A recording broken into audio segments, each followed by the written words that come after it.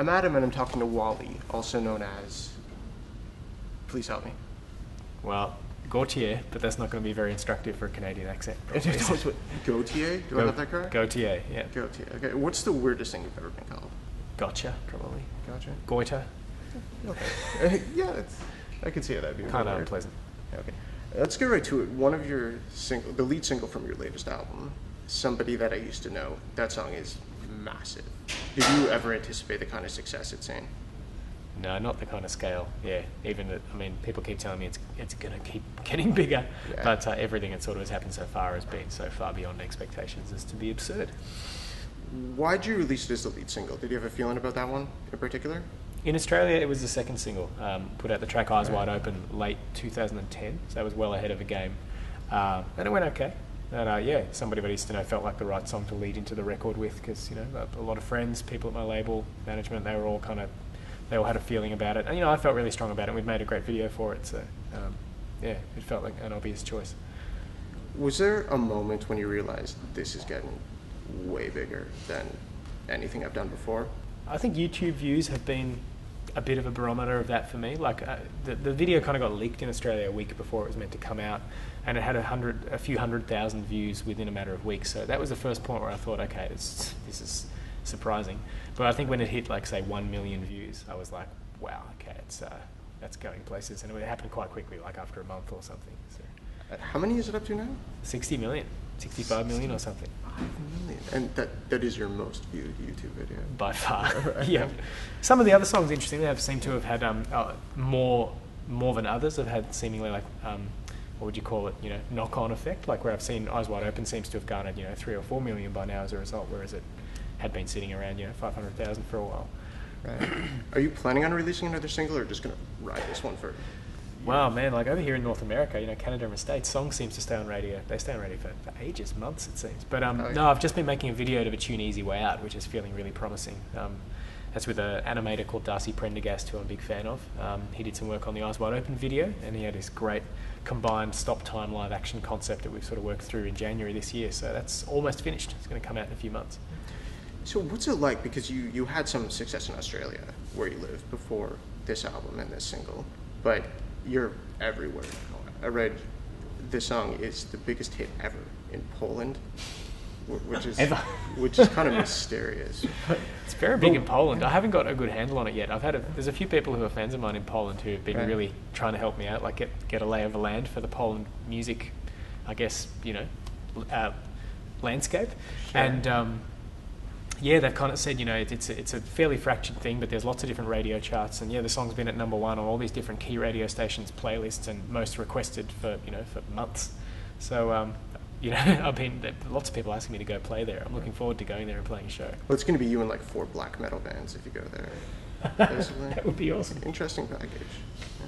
But what's it like knowing your song is being heard all over the world?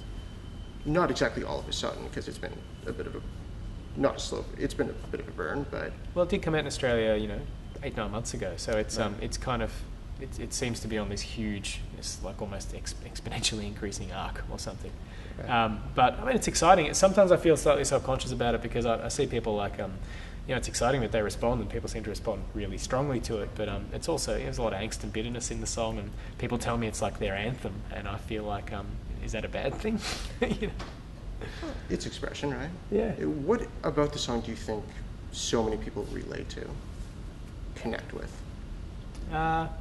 Maybe it's how in specific the kind of how in specific it is to kind of necessarily side, I think, with me or maybe with Kimbra, which side of a relationship. I was quite intentionally wanted to try and write something that felt emotionally potent and true, but that it didn't sort of make you, I think, feel necessarily more strongly for one or the other person. So I was trying to, communicate how confused and how varied, one's emotions can be, especially when you're looking back, when you're kind of drawing on memory, because this fog of memory can change what you thought, was the nature of a relationship or what you thought about somebody so much. I think, the song maybe captures that, and I think that's true of a lot of people's memories of broken relationships, things they think they've gotten over or things they think they've worked through and that maybe still hang around in peculiar ways. An interesting thing about the song is the conversational quality with Kimbra singing. Did you always write it with the female vocalist in mind? No, it wasn't intended as a two-person song from the start. It was only when I'd finished writing the first chorus and I felt like there was really nothing else to say and it didn't feel like a complete song yet that I thought, yeah, I need to write another perspective and it should be another vocalist. How did she end up doing it? I had tried other vocalists and it wasn't sounding amazing. There was strong potential if things felt all right, and I was almost to the point of being so frustrated by other people who'd committed and then cancelled doing it, or who I'd worked with and then I thought it was good but not great, to the point where I thought maybe it wasn't meant to be as a song. I was ready to let it go. And then Francois Tites, who I was making Mirrors with, he suggested that I give Kimbra a call, and yeah, we just got together in her apartment in East Melbourne, and you know, the second she started singing, I could tell she had, you know, a real insight into how to make it speak. I bet every female vocalist is wishing they were on the track now. I don't know. I mean, I think at times I imagine it's been great for Kimbra, but it's probably also potentially perplexing at times because she's trying to focus attention on her own music as well. So it's almost like sometimes things get so big they can eclipse, you know, what you think is, you know, the core of what you do. Maybe. I mean, it's cool that both of you are getting so much attention now, you know, starting off with the single, because she has a really interesting sound, too. She's, yeah, and she's still working on her record for North American release, I think, but it's come out in Australia and New Zealand. It's a brilliant album. Oh, Vows, right? Vows, yeah. Yeah, so, but she's played me some demos that she's got of newer tracks that are going to be on the North American release, and they're super strong, too, so it's going to be a killer record. Okay. And you're touring with her now? Is she opening for you now? Yeah, it was really looking unlikely for a long time. Like we had separate plans, and then it looks like now she's doing the whole North American tour, which is great, and a large part of the European dates. Okay, and to ask the obvious question, have you been doing this song together? We've been in New York and LA recently, which is great. What's been the response over here in North America? Is it a world of difference than past times you've been here? I definitely feel, you know, things feel different. I mean, it's my first release in North America, so it's nice to be coming to play gigs that are sold out with people knowing the material, and they've clearly, you know, they've been listening to the record and they've listened to earlier records, so that's exciting. Means you can kind of, you know, you can be a bit more adventurous. You can play older material. You can be adventurous with the material because people are already familiar with it on the record. So. Right. I meant to ask you a question about making mirrors. You know, you mentioned you somewhat alluded to the negative feelings in the one single. What I noticed about the album is it all seems to be directed towards somebody, you know, each song, but some of the songs are a lot lighter in tone, you know, something like In Your Light. Or, I'm not going to ask you about any specifics, but did you write all the songs at the same time or during the same period, or were they different parts of your life, really? Yeah, some songs more directly draw on very specific life experiences. The closing track, Bronte, is it was actually written at the time particular sort of thing was happening. It was like I was having this vicarious experience of letting go of a close family pet. It was actually something happening to my friends. As a family, they were letting go of their dog of 21 years, and I felt quite affected by that. They were doing it, I thought, in a very loving, very beautiful way, in a way that kind of, to me, there was obviously a lot of sadness there, but it wasn't the kind of, I don't know, fear and pain that so many people have, you know, about death so much of their lives. Okay. So I'd lost a family pet as well, my sort of favourite cat of many years, a few months earlier. So I felt that quite strongly. I wrote the song while I sort of was aware that that was actually happening to them. So that was very direct.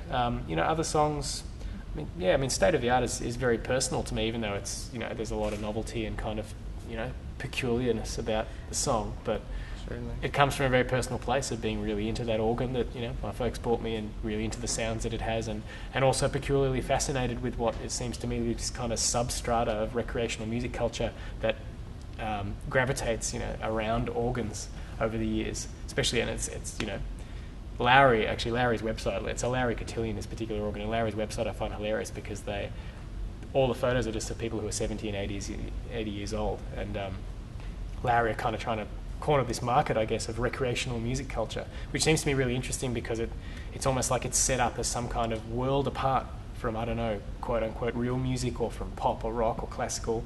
And I find that really peculiar because there was a time, maybe only 20, 30 years ago, when say having a home organ could actually be more of a focus point for a family or different generations to learn music, play music, experience it together, and it would be an alternative to, you know, all these things we have these days like iPhones and iPads. And yeah, I guess the internet as like a portal to this whole wealth of culture. So Sure.